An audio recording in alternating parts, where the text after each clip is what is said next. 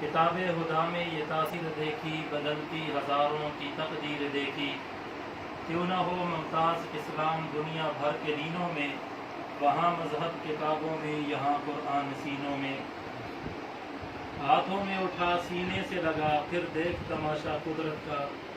واجب التکریم سامعین محترم، اللہ پاک نے ہمارے اوپر یہ احسان کیا کہ ہم نے اپنی زندگی کے اندر ایک مرتبہ اور نماز تراویح کو ادا کیا اور اس کے اندر قرآن پاک کی تلاوت کو پڑھا اور سنا۔ اس کے اوپر اللہ کا جتنا بھی شکر ادا کیا جائے کام ہے۔ خوش نصیب ہے وہ لوگ کہ جو قرآن پاک کے ساتھ جڑے ہوئے ہیں اور قرآن کے ساتھ تعلق ان کا قائم ہے۔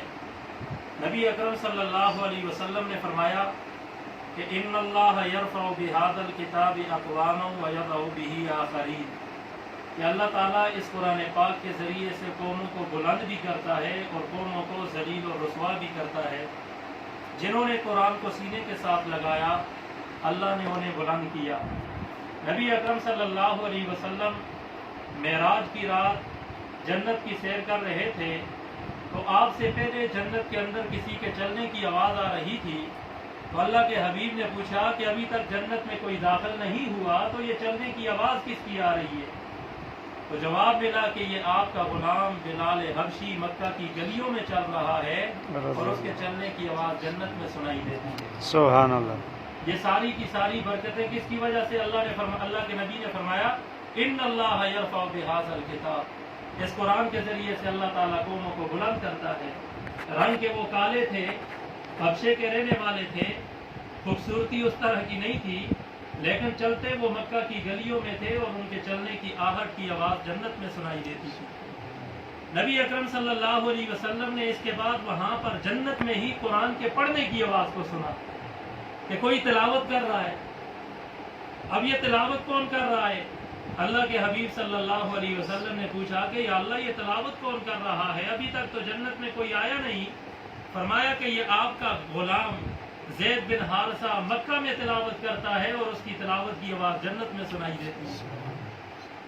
اب نبی اکرم صلی اللہ علیہ وسلم جب واپس آئے، دونوں کو بلایا، حضرت بلال کو بھی بلایا اور حضرت زید بن حارثہ کو بھی بلایا۔ کہا کہ ایسے کون سے کام کرتے ہو کہ جس کی وجہ سے تمہارے ایک کے چلنے کی آواز جنت میں آ رہی ہے اور ایک کی تلاوت کی آواز آ رہی ہے؟ حضرت بلال رضی اللہ تعالیٰ عنہ نے فرمایا اللہ کے نبی صلی اللہ علیہ وسلم یہ آپ کا غلام اور تو کوئی کام نہیں کرتا، ایک کام یہ ضرور کرتا ہے، جب بھی وضو کرتا ہے مسجد میں جاتا ہے تو 2 رکعت تحیۃ المسجد ضرور پڑھتا ہے۔ ہم فرض کی پابندی نہیں کرتے تو وہ تحیۃ المسجد پڑھتے تھے۔ حضرت زید بن حارثہ سے کہا کہ تو کون سا کام کرتا ہے جس کی وجہ سے تیری تلاوت کی آواز میں نے جنت میں سنی؟ تو حضرت زید بن حارثہ رضی اللہ تعالیٰ عنہ نے فرمایا اللہ کے نبی صلی اللہ علیہ وسلم اور تو کوئی کام نہیں کرتا، بس ماں کی خدمت اتنی کرتا ہوں کہ جس کی وجہ سے اللہ نے مجھے یہ رتبہ عطا کیا ہے۔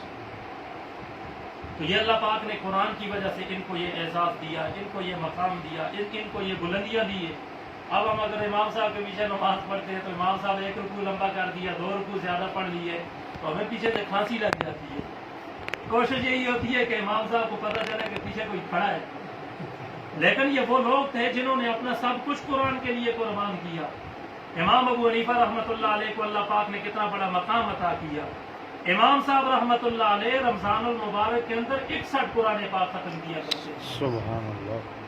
ہم اپنا اندازہ لگائیں کہ ہم رمضان میں کتنا قرآن پڑھتے ہیں۔ ہمارے والد صاحب روزانہ صبح سحری کے وقت بچے جب ہم بیٹھے سحری کرتے ہوتے ہیں اس وقت پوچھتے ہیں عاقب بتاتے رہے کتنے سپارے ہوئے ہیں، ثاقب بتاتے رہے کتنے سپارے ہوئے، قاسم بتاتے رہے کتنے سپارے ہوئے۔ اب وہ آگے سے اگر کہتے ہیں 7 سپارے ہوئے تو ان کی پھر کلاس شروع ہو جاتی ہے، کھاتے اور سو جاتے ہو، تم قرآن نہیں پڑھتے، کیا کرتے رہتے؟ ابھی بھی الحمدللہ ہمارے والد محترم 7 قرآن پاک، 8 قرآن پاک، 10 قرآن پاک رمضان میں پڑھتے ہیں بغیر حفظ کے، اور والدہ بھی الحمدللہ اتنے قرآن پاک پڑھتی ہیں۔ لیکن ایک ہم ہیں حافظ قرآن بھی ہے لیکن ہمیں اتنی توفیق نہیں ہے۔ تو نبی اکرم صلی اللہ علیہ وسلم نے فرمایا کہ یہ مقام کیوں ملا؟ تو ایک نے کہا کہ میں تحیۃ المسجد پڑھتا ہوں اور دوسرے نے کہا کہ میں اپنی ماں کی خدمت کرتا ہوں، اللہ نے اس وجہ سے یہ مقام مجھے دیا ہے۔ امام صاحب رحمۃ اللہ علیہ فرمایا کہ 61 قرآن پاک پڑھا کرتے تھے، ایک قرآن صبح کے وقت، ایک قرآن شام کے وقت ان کا مکمل ہوتا تھا۔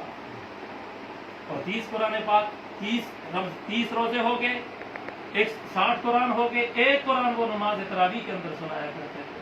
तो ये 61 कुरान पाक उनके इस अंदाज पर मुकम्मल होते हैं। अब ये कुरान है कि जिसने अल्लाह ताला, जिसकी वजह से अल्लाह ने हमें बुलंदी अता की है, उरूज अता किया है। लोग रिश्ता देने के लिए पहले कौम पूछते हैं कि इसकी कौम क्या है, पता करो, इसका रिश्ता हम तब देंगे कौम का पता चले। लेकिन जब मुसल्ले के ऊपर आकर के इमाम खड़ा होता है, कोई आकर के कौम नहीं पूछता, बल्कि पीछे हर कौम का बंदा आकर के अल्लाह अकबर कहता है। उसकी वजह यही है कि इस कुरान ने उसको इज्जत दी है, कौम की वजह से उसकी इज्जत नहीं है। हमारे वाले साहब फरमाते हैं कि हम लोग बकरियां चराने वाले लोग थे, वो मालिया की तरफ जाते, कगान नराम पर जाते थे बकरियां चराने के लिए। अल्लाह ने कुरान की वजह से बुलंदियां दी, आज हम मुसल्ले के ऊपर खड़े हैं, लोग आकर के हमारे कदमों में बैठते हैं। इन्नल्लाह यरफउ बिहाज़ल किताबि अक़वामा, अल्लाह कौमों को कुरान की वजह से बुलंद करता है।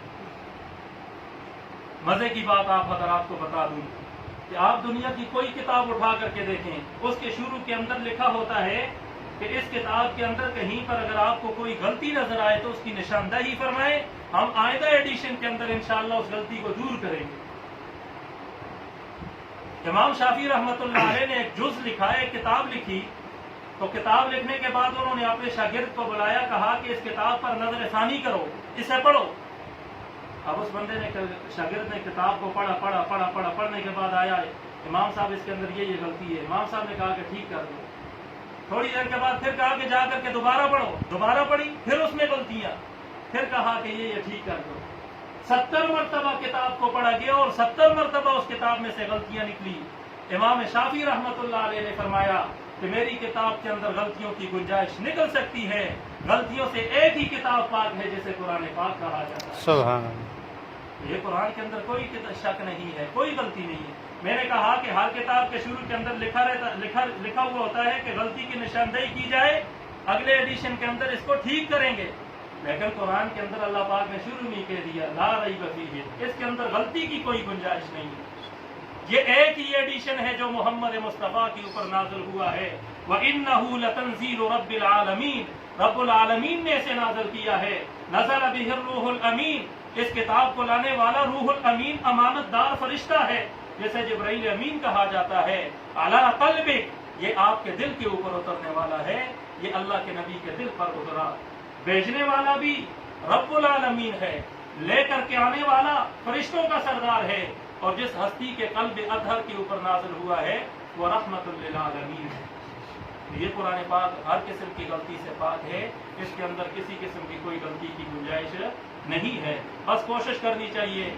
वो मैं उस दिन पढ़ रहा था कि बंदा अगर सारी जिंदगी रमजान की तरह गुजारेगा तो उसकी मौत ईद की तरह होगी। जिस तरह ईद के दिन बंदा खुश होता है तो मौत के वक्त बंदा खुश होगा। जिंदगी रमजान की तरह गुजार लो, तुम्हारी मौत ईद वाली बन जाएगी। तो हमें जिंदगी रमजान की तरह गुजारनी चाहिए। इत्तेफाक, इत्तेहाद, अखलाक, किरदार, जिस तरह रमजान में हम गुनाहों से बचते हैं। मैंने जुम्मे में कहा कि हमारे सामने हलाल किस्म का खाना पड़ा होता है। अल्लाह ने कहा है कि दिन को नहीं खाना, सुबह सादिक से लेकर के गुरूब आफ्ताब तक देख सकते हो, खा नहीं सकते हो। हलाल चीज को भी अल्लाह ने इस मौके पर हराम कर दिया है, खाओगे रोजा टूट जाएगा। और पूरा साल फिर अगर हमारे सामने हराम है तो हराम को तो हमने नहीं खाना। ये प्रैक्टिस होती है। जिस तरह क्रिकेट का मैच होता है उसके पहले प्रैक्टिस होती है, बंदा तैयारी करता है, तो ये रमजानुल मुबारक के अंदर हमारी प्रैक्टिस होती है। लअल्लकुम तत्तकून, रब कहता है कि तुम हलाल को नहीं खाओगे, एक वक्त आएगा मैं तुम्हें कहता हूँ हराम नहीं खाओ, तुम हराम को भी नहीं खाओगे। लअल्लकुम तत्तकून, तुम परहेजगार बन जाओगे। तो इसलिए हमें अमल करना चाहिए। अमल से जिंदगी बनती है, जन्नत भी जहन्नम भी। ये खाती अपनी फितरत में न नूरी है न नारी है। फितरत में हम न जहन्नमी है और न जन्नती है, लेकिन जब हम अमल करेंगे अल्लाह ताला हमें जन्नत में लेकर के जाएगा।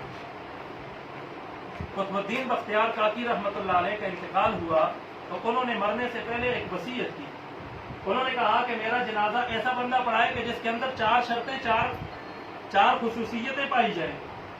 अब इमाम कुतुबुद्दीन बख्तियार काकी का जनाजा तैयार है तो उनके मुरीद ने वसीयत को निकाला, कहा कि ये वसीयत है, ये मैं वसीयत पढ़ता हूं।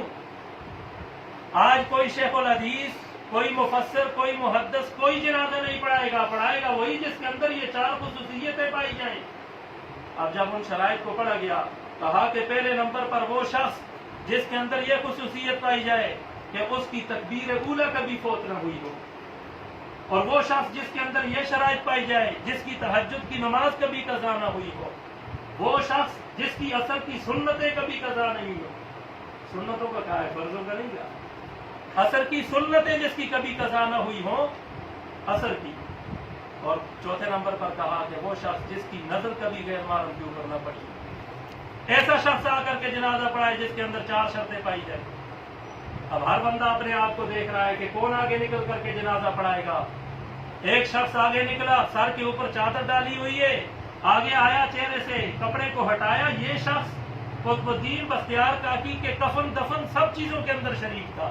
गुस्ल भी इस शख्स ने दिया। ऐसे शख्स गुस्ल देंगे तो फिर वो जहन्नुम के अंदर वो जिस्म नहीं जा सकता। अब जब आकर के अपने चेहरे से भी कपड़ा हटाया और कुतुबुद्दीन बख्तियार काकी के चेहरे से भी कपड़ा हटाया और एक आहवरी और कहा कि कुतुबुद्दीन बख्तियार काकी, जाने वाले तू तो चला जा चुका है, लेकिन आज के दिन तूने मेरा राज फाश कर दिया। हम अगर किसी को कोई चीज देते हैं, सदका खैरात भी करते हैं, मैं कहा करता हूं उस वक्त हम ये समझते हैं कि हमारा सदका खैरात कबूल ही नहीं हुआ जब तक हमारी तस्वीर नहीं बनती, जब तक अखबार के अंदर नहीं आता। मैं उस दिन देख रहा था, लोगों को कुछ राशन दिया। अब राशन कितना दिया है? 1 डब्बा डालडे का है, थोड़ा सा दाल वगैरह है और 1 तोड़ा आटे का है, और फिर उसकी तस्वीर भी लगी हुई है। लाइन के ऊपर बैठा करके देते हैं। अल्लाह हमें सुबह दोपहर और शाम को रोटी देता है, कभी हमें लाइन में नहीं बिठाया, कभी हमारा नाम नहीं लिया कि मैं इसको दे रहा हूं, बल्कि हमें खुद कहना पड़ता है अल्लाह दे रहा है। अब उसको ये चीजें दी, 1 तोड़ा आटे का, चीनी का 1 तोड़ा, डालडे का डब्बा, और फिर तस्वीर लगा दी। मैंने कहा कि इस जिंदगी से मौत बेहतर है। जो अल्लाह पूरा महीने हमें खिलाता था, वो अल्लाह पाक ये भी हमें वैसे भी दे सकता था और देता रहा है। लोगों को दिखलाने के लिए हम जब नेकी का काम करते हैं, उसके अंदर बरकत नहीं होती, वो नमूद और नुमाइश के लिए होता है, उसका सवाब नहीं होता। तो आकर के जब चेहरे से कपड़ा हटाया, अपने चेहरे से भी और कुतुबुद्दीन बख्तियार काकी के चेहरे से भी, और कहा कि जाने वाले राज फाश कर गया है। लोगों ने जनाजा पढ़ा और उसके बाद जाकर के देखा कि ये कौन है जिसने जनाजा पढ़ाया है, तो वो वक्त का बादशाह शमसुद्दीन अल-तमश रहमतुल्लाह अलैह थे, जिन्होंने आकर के उनका जनाजा पढ़ाया। जब बादशाह ऐसे होंगे तो फिर रियाया भी ऐसी होगी, कुतुबुद्दीन बख्तियार काकी जैसी होगी, जनाजा पढ़ाने वाले बादशाह होंगे। तो ये अल्लाह पाक ने मकाम दिया है, अमल हमें करना चाहिए। अल्लाह ताला हम सबको अमल की तौफीक अता फरमाए। मैं दोबारा मौलाना सारी इस्लाम साहब को मुबारकबाद पेश करता हूँ, आप हजरात को भी, और ख़ास तौर पर मौलाना खालिद साहब को भी, कि जिनके घर के अंदर अल्हम्दुलिल्लाह ये दूसरी तीसरी मरतबा कुरान पाक सुनाया जा रहा है। वही घर खुश नसीब हैं, बरकत वाले हैं कि जिनके अंदर कुरान की तिलावत हुआ करती है। अल्लाह ताला हज़रत कारी साहब के कुरान पाक को इनके वालिद मुहतरम के लिए सदक़े जारिया के तौर पर कबूल और मंजूर फरमाए, उनकी कब्र को मुनव्वर फरमाए।